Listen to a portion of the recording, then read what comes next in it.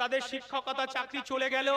আপনি বলছেন যে কোন ঝাড়ের বাঁশ, মমতা ব্যানার্জি যেই ঝাড়ের বাঁশ আর অভিষেক ব্যানার্জিও সেই ঝাড়ের বাঁশ, আর ইন্ডিয়ান সেকুলার ফ্রন্ট বলছে 2016 সালে এই ঝাড়েই আপনি এই ক্যাবিনেট মন্ত্রী সভায় আপনি পরিবহন মন্ত্রী, এই ক্যাবিনেটেই সিদ্ধান্ত হয়েছিল এই 26,000 শিক্ষক যে বাতিল হয়েছে, আপনিও এই মমতা বন্দ্যোপাধ্যায়ের ঝাড়ের বাঁশ।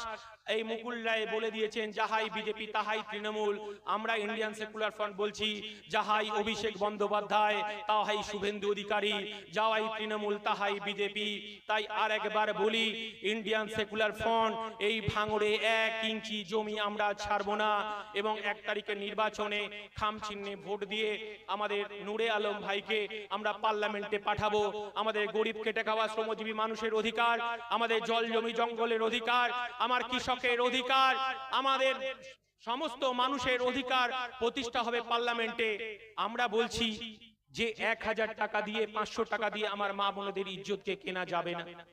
আমার দলের চেয়ারম্যান, আমার পার্টির ঘোষিত নীতি, আমরা বলছি যে 500-1000 টাকা দিয়ে আমার মায়েদের ইজ্জতকে কেনা যাবে না।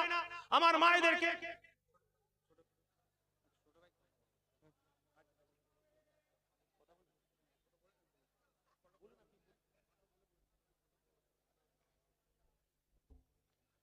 যে কথা বলছিলাম,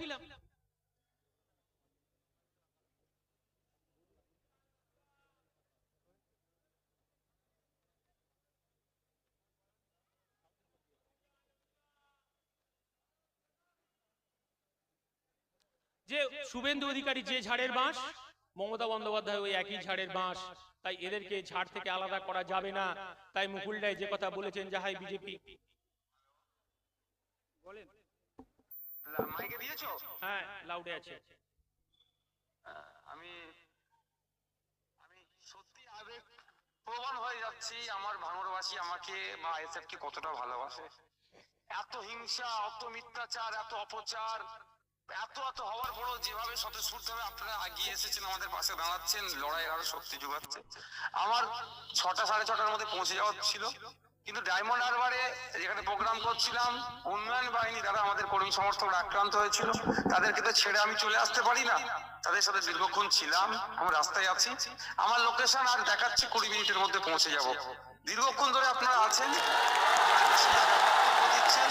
আপনাদের যদি ইচ্ছে লাগে তাহলে আপনি অপেক্ষা করতে পারেন, নাহলে আমার কোনো অভিযোগ নেই, আগামী দিন আপনার সাথে আমরা দেখা করব, কিন্তু আমি 20 মিনিটের মধ্যে পৌঁছে যাচ্ছি। 20 মিনিট আমার লাগবে। আর ধন্যবাদ।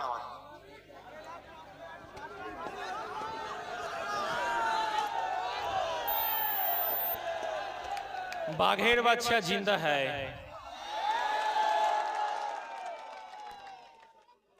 কলমের দাম কত জোর বুঝেছেন? 5 টাকার কলম, আমরা বোমা গুলি পিস্তল দিয়ে আমরা লড়াই করতে পারবো না।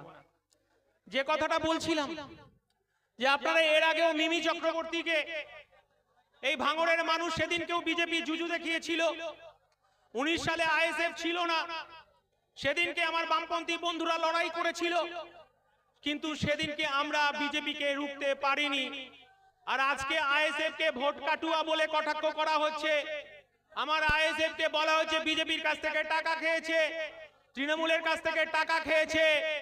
বিষয়টা তা নয়, বিষয়টা এই আমার ছিপছিপে দলের সেনাপতি আমাদের নওশাদ সিদ্দিকী এই তৃণমূল ভয় পেয়েছে, ভেবেছে ধমকে চমকে গাড়িতে বোম মেরে বোধহয় ফুরফুরায় পাঠিয়ে দেবে।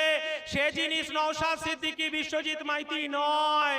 লড়াই জারি আছে, লড়াই জারি থাকবে। মিমি চক্রবর্তী সেদিন টিকটকে ব্যস্ত ছিলেন, আর যখন কৃষক বিল পাস হচ্ছিল দিল্লিতে তিনি ভোট দেয়নি। যেদিন এনআরসি বিল দিল্লিতে পাস হচ্ছিল সেদিন এই মিমি চক্রবর্তী ভোট দেয়নি। তাই সায়নী ঘোষকেও এই ভাঙড়ের মানুষ ভোট দেবে না।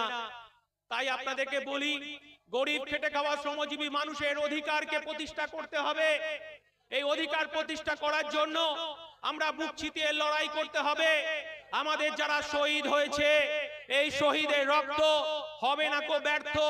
এই কথা বলে শুধু আপনাদেরকে বলি যে ভাঙড় থেকে চোর তাড়াবেন তো, ভাঙড় থেকে চোর তাড়াবেন তো, ভাঙড় থেকে চোর তাড়াবেন তো।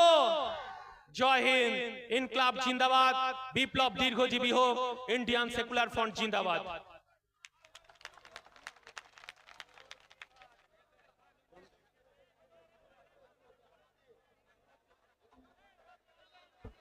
ধন্যবাদ আমাদের রাজ্যের সাধারণ সম্পাদক